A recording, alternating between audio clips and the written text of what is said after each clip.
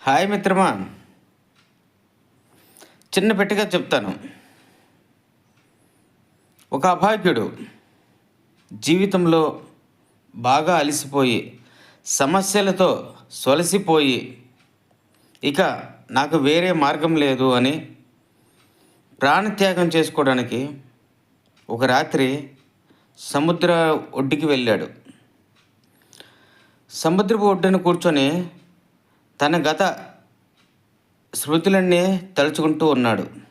ఇంతలో తన కుడి చేతి వైపు ఒక రాళ్ళ మూట కనిపిస్తే, ఆ రాళ్ళ మూట నుంచి ఒక్కొక్క రాయి సముద్రంలోకి విసురుతూ అలా తన గత జ్ఞాపకాలన్నీ గుర్తు తెచ్చుకుంటూ ఉన్నాడు. ఇలా గుర్తు తెచ్చుకుంటున్నంతలోనే సూర్యోదయం అయిపోయింది.